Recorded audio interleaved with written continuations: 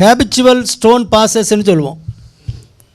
அதாவது அது பிறவி குணம் மாதிரி அவங்களுடைய நீர் வந்து கொஞ்சம் கான்சன்ட்ரேட்டடாக கொஞ்சம் அடர்த்தியாக போச்சுன்னா, நிறைய தண்ணி குடிக்காமல் அந்த மஞ்சள் கலர்லேயே போகுது அப்படின்னா, அந்த உப்பு படிந்து கல்லாக உற்பத்தி மாறக்கூடிய தன்மை வந்து அந்த உடலில் அதிகம். அதனால் ஹேபிச்சுவல் ஸ்டோன் பாசஸ் வரிசையாக கல் வந்துக்கிட்டே இருக்கும். அந்த மாதிரி உள்ளவங்க வந்து கூடுமான வரைக்கும் நோன்பை தவிர்க்கிறதா நல்லது. ஏன்னா நோன்புக்கு நோன்பு அந்த கல் பெருசாகி உடைக்க வேண்டிய ஒரு சூழல் வருதுன்னா, அவங்க வந்து அந்த நோயாளிகள் வரிசையில் அவங்கள சேர்த்து அவங்கள வந்து நோம்பிலேருந்து அவருக்கு விலக்கு கொடுக்குறதா நல்லது. ஏன்னா ஒரு தடவைனா பரவாயில்ல, 2 தடவை 3 தடவை அப்படி வருதுன்னா அவங்க கண்டிப்பாக நோன்பு வச்சாங்கன்னா அந்த ஸ்டோன் வந்துடும். ஏன்னா சின்ன கல்லாக இருக்கும். ஏன்னா அந்த ஸ்டோன் ஃபார்மிங் டெண்டன்சி, அந்த கல் உண்டாக்கக்கூடிய தன்மை அந்த உடலில் இருக்குது.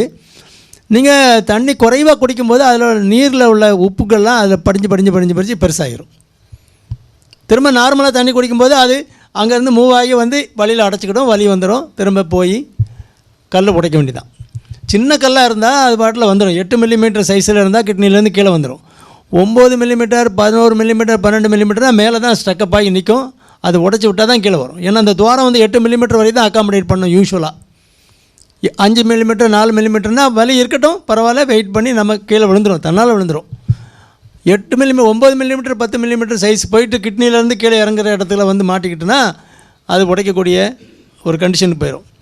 அதனால் என்னுடைய அட்வைஸ் வந்து ஹேபிச்சுவலாக அவங்களுக்கு வருஷம் அந்த மாதிரி ப்ராப்ளம் வருதுன்னா அவருக்கு வந்து நோம்பிலேருந்து விலக்கு கொடுக்கறதா நல்லது.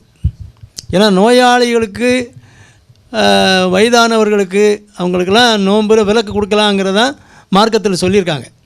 அதனால் இவரை அந்த வரிசையில் தான் சேர்க்கணும். ஆனால் வருஷம் அதுக்கு நோன்பு வச்ச உடனே அவர் வந்து உடலையும் வருத்தி திரும்ப லட்சக்கணக்கில் 1 லட்ச ரூபா செலவு பண்ணி திரும்ப கல்லை உடச்சி தூக்கி தூர போட்டு 1 மாதம் வேலைக்கும் போகாமல் இப்படிலாம் பிரச்சனை வருஷம் வருதுன்னா அதுதான் தவிர்க்க வேண்டிய முறை.